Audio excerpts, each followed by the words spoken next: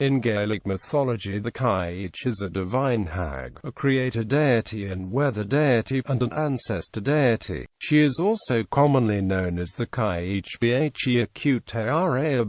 The word Cailleach means hag in modern Scottish Gaelic, and has been applied to numerous mythological figures in Ireland, Scotland and the Isle of Man. Name Cailleach comes from the Old Gaelic Cailleach, an adjectival form of Cai, an early loan from a Latin pallium. The Cailleach is often referred to as the Cailleach Bhéara, Cailleach Bhéara, or variations thereof. It is suggested that this refers to the Bhéara Peninsula in southwestern Ireland, with which the Cailleach is strongly associated. However, Professor Cailleach believes that it comes from a word meaning sharp, shrill, inimical, Bhéara, and refers to the Cailleach's association with winter and wilderness. The 8th-9th century Irish poem The Lament of the Old Woman says that the Cailleach's name is Digd. In The Hunt of Slieve Cuillin she is called Milukra, sister of Ain.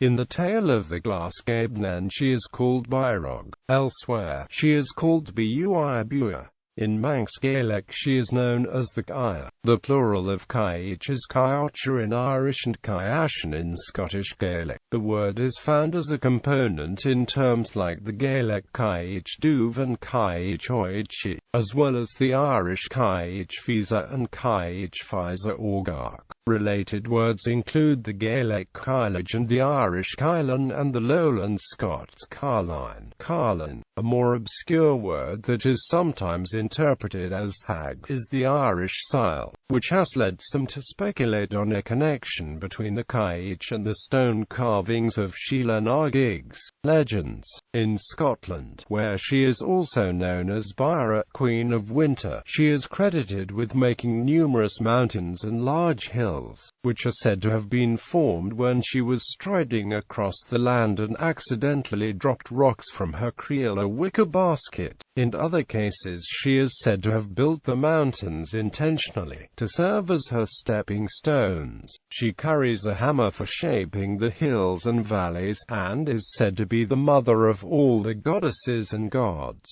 The Cailleach displays several traits befitting the personification of winter. She herds deer, she fights spring, and her staff freezes the ground. In partnership with the goddess Bride, the Cailleach is seen as a seasonal deity, a spirit, ruling the winter months between Samhain and Bealtaine, while Bride rules the summer months between Bealtaine and Samhain. Some interpretations have the Cailleach and Bride as two faces of the same goddess, while others describe the Cailleach as turning to stone on Bealtaine and reverting to humanoid form on Samhain in time to rule over the winter months, depending on local climate. The transfer of power between the winter goddess and the summer goddess is celebrated any time between Lafeel Bride at the earliest, Lathanna Cailleach, or Bealtaine at the latest, and the local festivals marking the arrival of the first signs of spring may be named after either the Cailleach or Bride. Lafeel Bride is also the day the Cailleach gathers her firewood for the rest of the winter. Legend has it that if she intends to make the winter last a good while longer, she will make sure the weather on the 1st of February is bright and sunny, so she can gather plenty of firewood to keep herself warm in the coming months. As a result, people are generally relieved if Lafeel Bride is a day of foul weather, as it means the Cailleach is asleep, will soon run out of firewood, and therefore winter is almost over. On the Isle of Man, where she is known as Cailleach Bhéara, the Cailleach is said to have been seen on St. Bride's Day in the form of a gigantic bird, carrying sticks in her beak. In Scotland, the Cailleachan are also known as the storm hags, and seen as personifications of the elemental powers of nature, especially in a destructive aspect. They are said to be particularly active in raising the windstorms of spring, during the period known as Cailleach. On the west coast of Scotland, the Cailleach ushes in winter by washing her great plaid in the Gulf of Corryvreckan. This process is said to take 3 days, during which the roar of the coming tempest is heard as far away as 20 miles inland. When she is finished, her plaid is pure white and snow covers the land. In Scotland and Ireland, the first farmer to finish the grain harvest made a corn dolly, representing the Cailleach, for the last sheaf of the crop. The figure would then be tossed into the field of a neighbor who had not yet finished bringing in the grain. The last farmer to finish had the responsibility to take in and care for the corn dolly for the next year, with the implication they'd have to feed and house the hag all winter.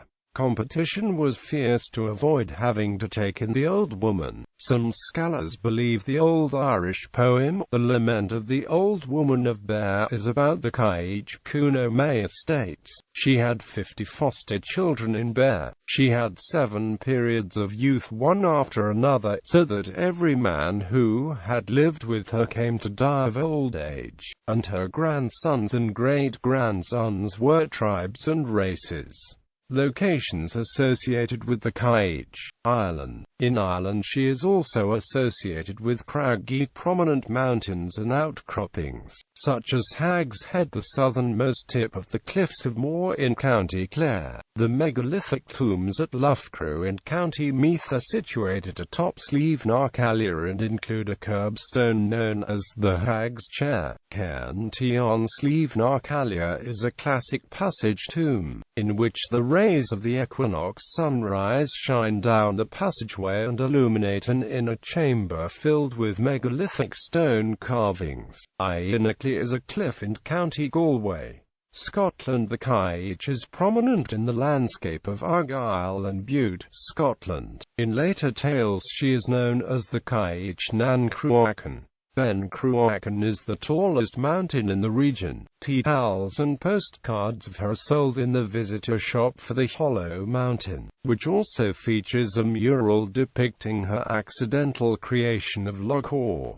Legend has it that the Cailleach was tired from a long day hunting deer. Atop Ben Cruachan she fell asleep on her watch and a well she was tending overflowed, running down from the highlands and flooding the valleys below, forming first a river and then the loch. The overflowing well is a common motif in local Gaelic creation tales, as seen in the goddess Boan's similar creation of the River Boyne in Ireland. Other connections to the region include her above-mentioned strong ties with the fierce whirlpool in the Gulf of Corryvreckan. Ben Cailleach on the Isle of Skye is one of her haunts, as are other mountains prominent in the landscape, and from which fierce storms of sleet and rain descend, wreaking havoc and destruction upon the lands below. There is a Glen Cailleach which joins to Glen Lyon in Perthshire.